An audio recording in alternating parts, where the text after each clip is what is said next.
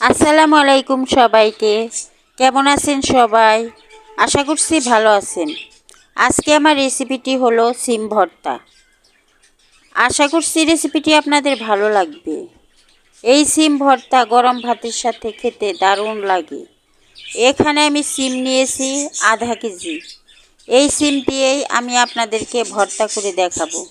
আগে থেকেই চুলায় পানি বসিয়ে রেখেছি। এই পানির মধ্যে আমি সিমগুলা দিয়ে দিলাম। সিমগুলা দেওয়ার পর এর মধ্যে আমি কতগুলা কাঁচামরিচ দিয়ে দিলাম। এখন ঢাকনা দিয়ে ঢেকে সিমগুলাকে আমি সেদ্ধ করে নেব। ঢাকনা দিয়ে ঢেকে দিলাম। কিছুক্ষণ পর ঢাকনা তুলে সিমগুলাকে আমি নেড়ে দিলাম। এই যতক্ষণ পানি না শুকাবে ততক্ষণ পর্যন্ত আমি সিমগুলাকে সেদ্ধ করে নেব। আবারও ঢাকনা দিয়ে ঢেকে দিলাম। আবারও কিছুক্ষণ পর ঢাকনা তুলে সিমগুলাকে আমি নেড়ে দিলাম। সিমের পানি কালো হয়ে যায়, ওই কারণে পানিগুলা ফেলে দিতে হবে। সিমগুলা সিদ্ধ হওয়ার পর সিমগুলার পানি আমি ফেলে দিলাম। এখন পুরাভাবে পানিটা শুকিয়ে নিলাম। এখন চুলার থেকে আমি সিমগুলাকে নামিয়ে নিলাম। নামিয়ে নেওয়ার পর ঠান্ডা করে নিলাম। একটা বাটি নিয়ে নিলাম। বাটিতে আমি কতগুলা পেঁয়াজ কুচি নিয়ে নিলাম। এখন এর মধ্যে আমি 2টা কাঁচামরিচ নিলাম। যেহেতু কাঁচামরিচের ঝাল অনেক, ওই কারণে 2টা নিলাম। যদি আপনারা ঝালটা বেশি খান তাহলে কাঁচামরিচটা বেশি দিবেন। আমি ঝাল কম খাই, ওই কারণে 2টা কাঁচামরিচ দিলাম, মানে সেদ্ধ করা কাঁচামরিচ। এখন হাত দিয়ে ভালো করে পেঁয়াজ আর কাঁচামরিচটা মেখে নিলাম।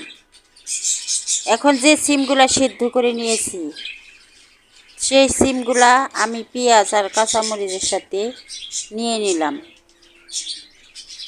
সিমগুলা নেওয়ার পর হাত দিয়ে ভালো করে মেখে ভর্তাটা করে নেব। সিমগুলাকে আমি ভালো করে মেখে নিতেছি। মেখে নেওয়ার পর এর মধ্যে আমি সরিষার তেল দিয়ে দেব। যেহেতু ভর্তা, ওই কারণে সরিষার তেলটাই দিতে হবে। আমি সিমগুলাকে মেখে নিলাম। এখন এর মধ্যে আমি সরিষার তেলটা দিয়ে দিব। সরিষার তেলটা আমি দিয়ে দিলাম।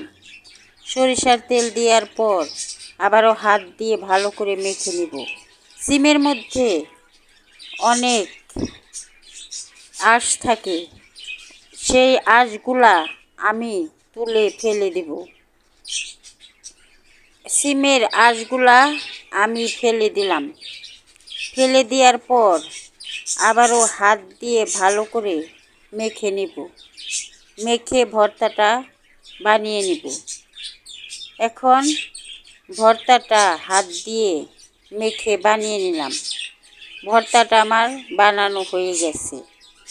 এখন একটা পিরিজে ভর্তাটাকে আমি বেড়ে নেব। ভর্তা বানানো আমার শেষ। পিরিজে আমি বেড়ে নিলাম। একবার এইভাবে সিম ভর্তা করে খেয়ে দেখেন। আশা করছি আপনাদেরও ভালো লাগবে। যদি আমার রেসিপিটি আপনাদের ভালো লাগে তাহলে একটা লাইক দিয়ে সাবস্ক্রাইব করে আমার পাশে থাকবেন। ধন্যবাদ সবাইকে।